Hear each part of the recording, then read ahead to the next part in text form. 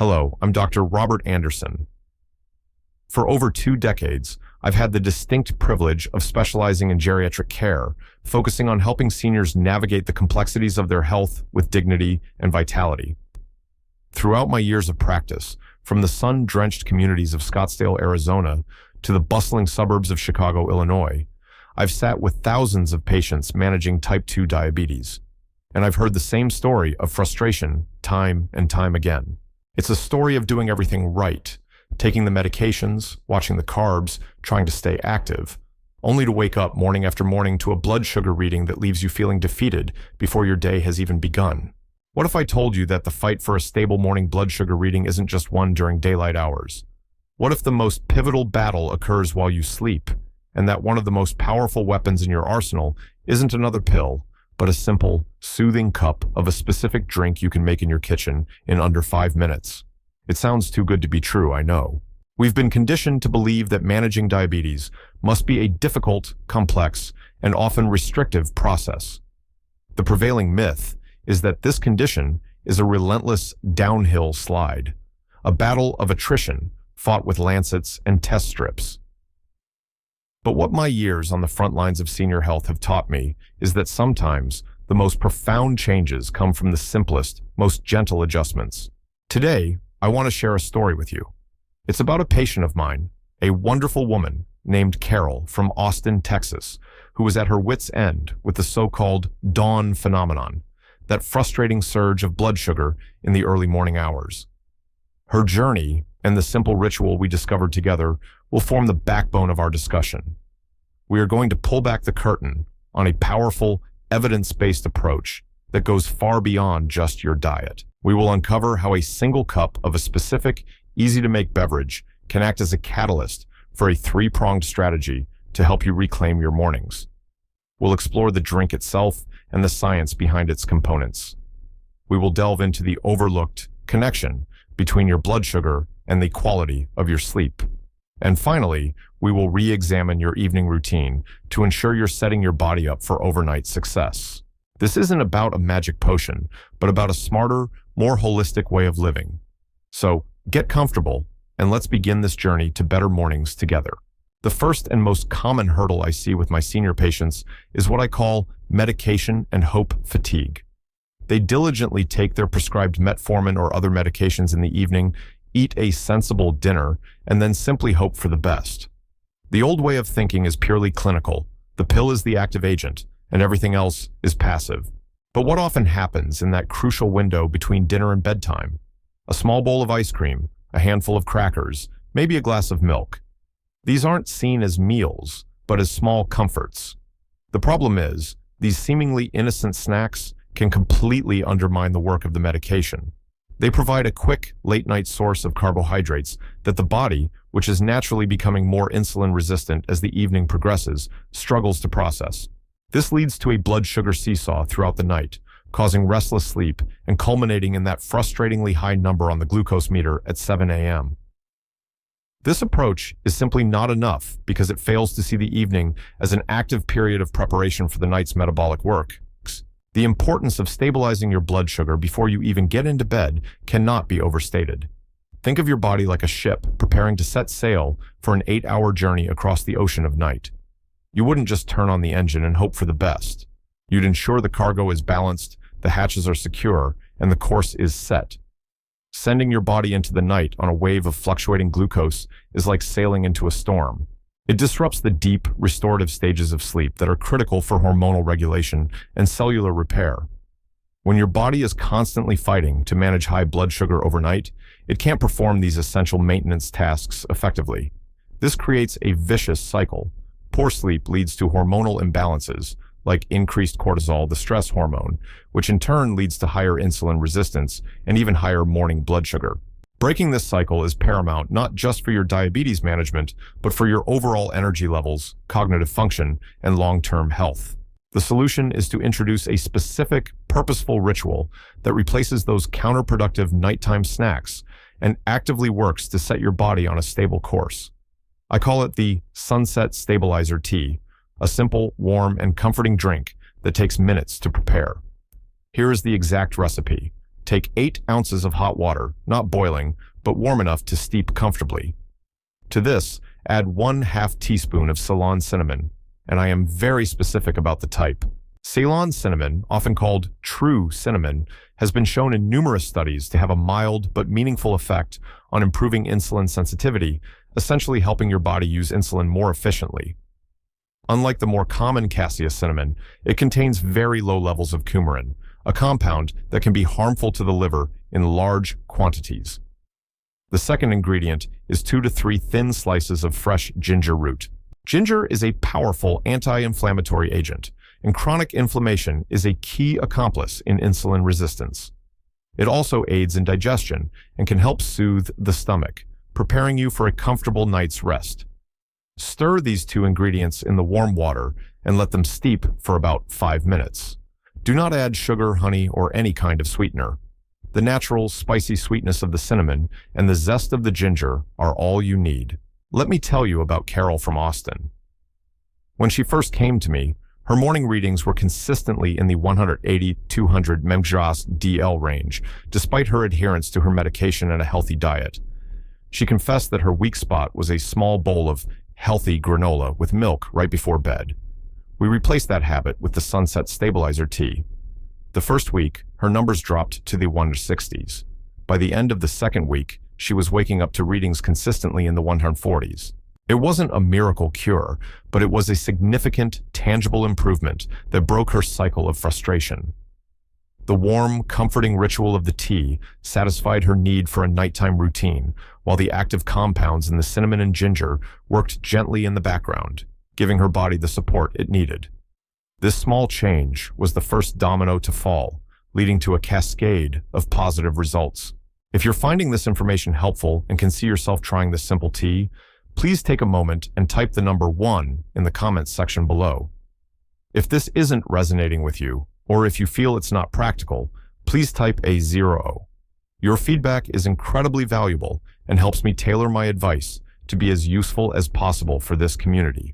Now, while the tea itself is a powerful first step, it's truly just the opening act for the main event, sleep.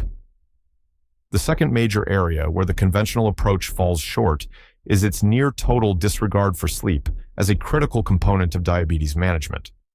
The old way says, get 7 to 8 hours of sleep, but it stops there. It treats sleep as a passive state of just not being awake. The problem is that for many seniors, sleep is fragmented. It's interrupted by trips to the bathroom, aches and pains, or an anxious mind. They might be in bed for 8 hours, but only achieve 4 or 5 hours of truly restorative sleep. This chronic sleep deprivation is treated as a separate issue from their diabetes, when in fact, they are profoundly and inextricably linked.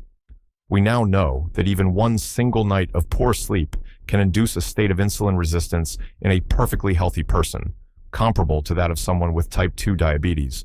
So, for someone who already has diabetes, the impact of consistently poor sleep is devastatingly cumulative. The importance of prioritizing not just the quantity, but the quality of your sleep is a non-negotiable pillar of blood sugar control. During the deep stages of sleep, specifically stages 3 and 4 or slow-wave sleep, your body goes into a state of intense repair and regulation. Your pituitary gland releases human growth hormone, which helps with cellular repair. Your brain flushes out metabolic waste products. And critically, your nervous system calms down, leading to a decrease in stress hormones like cortisol. Cortisol's job is to raise blood sugar by stimulating glucose production in the liver, giving you energy to face a fight or flight threat. When you are sleep deprived, your body is in a low-grade state of chronic stress, and your cortisol levels remain elevated. This sends a constant signal to your liver to dump more sugar into your bloodstream, forcing your pancreas to work overtime and worsening insulin resistance. In essence, by not getting enough deep sleep, you are actively programming your body for high morning blood sugar, regardless of what you ate for dinner. The solution is to transform your evening routine into a deliberate sleep sanctuary protocol with the Sunset Stabilizer tea as its starting ritual. This is about sending powerful signals to your brain and body that the day is over and it's time to power down. The first step, about an hour before your desired bedtime, is to prepare and sip your warm tea. As you do this, you must implement the digital sunset rule. This means all screens, televisions, computers, tablets, and smartphones are turned off. The blue light emitted from these devices is a potent suppressor of melatonin, the hormone that tells your body it's time to sleep. Instead of watching the news from San Diego or scrolling through photos from your grandkids in Denver, pick up a physical book or a magazine. Listen to calming music. The second part of the protocol is to control your environment. Your bedroom should be as dark as possible, cool, and quiet.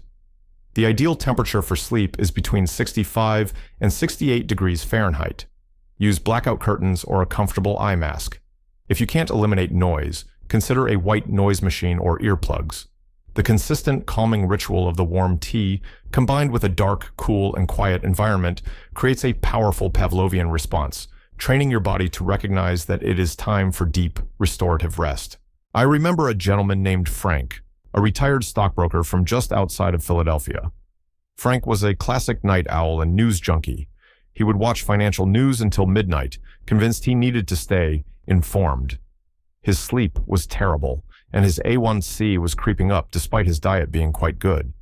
He was skeptical, but he agreed to try the sleep sanctuary protocol for 2 weeks. He'd make his ginger cinnamon tea at 9:30 p.m. and turn off the TV, reading a novel instead. He said the first few nights were difficult, his mind still racing. But by the 4th or 5th night, he found that as soon as he smelled the ginger and cinnamon, his body started to relax. He began falling asleep faster and waking up less during the night. After 2 weeks, his average morning blood sugar had dropped by 25 points. But more importantly, he told me, "Doc, I feel human again. I have more energy for my morning walk than I've had in years." He didn't just manage his blood sugar better, he improved his quality of life. I'd like to check in with you again. If this focus on sleep quality as a tool for blood sugar management makes sense and seems like a strategy you could implement, please type a 1 in the comments. If you feel this is impractical or not the most significant factor for you, please type a 0. Your honest feedback is what helps this community grow and learn together.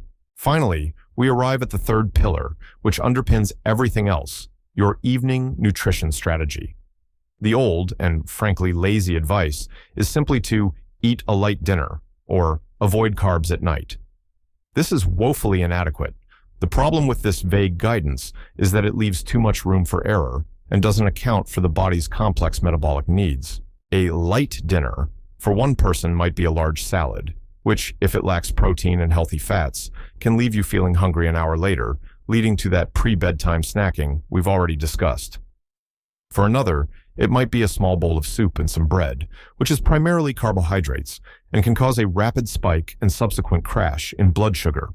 The "no carbs at night" mantra is also problematic, as completely eliminating a macronutrient can disrupt hormonal balance and isn't sustainable for most people. This overly simplistic approach fails to provide the body with the sustained, slow-release energy it needs to get through the night without triggering glucose spikes or hunger pangs. The importance of a strategically built final meal cannot be overstated. This isn't just your last meal of the day, it is the foundational fuel for the entire 8-hour metabolic period of sleep. If you get this meal right, you create a state of stable, gentle energy release that supports your body's restorative processes. If you get it wrong, you're setting the stage for a night of metabolic chaos. The goal of this meal is to promote satiety, so you don't feel the need to snack later, and to ensure a very slow, gradual absorption of glucose into the bloodstream. This prevents the sharp insulin spike that often follows a high-carb meal and the subsequent rebound hypoglycemia that can wake you up in the middle of the night feeling shaky or hungry. A well-constructed evening meal is the anchor that holds your blood sugar steady through the night, allowing the tea and your good sleep hygiene to have their maximum effect. The solution is to adopt the final fueling principle, which revolves around timing and macronutrient balance. First, timing. Aim to eat your last substantial meal at least 3 hours before you plan to go to bed. This gives your digestive system ample time to do its initial work, so you're not going to bed with a full stomach, which can lead to acid reflux and disrupted sleep. Second, and most importantly, is the composition of the meal. Your plate should be built around the PFF model: protein, fat, and fiber. Protein is crucial for satiety and has a minimal impact on blood sugar. Healthy fats, like those from avocado, olive oil, or nuts, also promote fullness and significantly slow down the absorption of carbohydrates. Fiber from non-starchy vegetables does the same. An ideal final fueling meal might look like a 4-ounce piece of grilled salmon, protein and healthy omega-3 fats, with a large serving of roasted broccoli and asparagus drizzled with olive oil, fiber and fat. Or perhaps a grilled chicken breast over a large spinach salad with walnuts, avocado, and a vinaigrette dressing. Notice that while these meals are low in starchy carbohydrates, they are not zero carb. The small amount of carbs from the vegetables is balanced perfectly by the PFF combination, ensuring a stable and satisfying end to your day. This meal, followed a few hours later by your sunset stabilizer tea, creates the perfect 1-2 punch for overnight blood sugar control. I think of John and Susan, a lovely couple from Clearwater, Florida, who I consulted with remotely. They were both diabetic and couldn't understand why their numbers were so high in the morning. They told me they ate a healthy dinner of whole wheat pasta with a tomato-based vegetable sauce. While not inherently bad, this meal was a carbohydrate powerhouse. We switched their evening meal to a PFF-focused plate, like baked cod with a side of sautéed green beans and a small side of quinoa. They were shocked that they felt more full and satisfied from this meal than their large bowls of pasta. Within a week, both of them saw their morning readings fall below the 150 mg DL mark for the first time in years. They learned that it wasn't about eating less. It was about eating smarter, especially at the end of the day. This is our final check-in. If this PFF principle for your evening meal is a new concept and you find it to be a clear, actionable strategy, please type a 1 in the comments below. If you're already doing this or don't feel it would make a significant difference, please type a 0. I read every single one of these comments, and your perspective is truly what matters most. So, where does this leave us? We've journeyed through what might seem like 3 distinct ideas, but are in fact one unified philosophy of care. We started with the promise of a simple 1-cup drink, our sunset stabilizer tea, a comforting blend of Ceylon cinnamon and fresh ginger. But as we've seen, its true power isn't just in its ingredients, but in its role as a catalyst.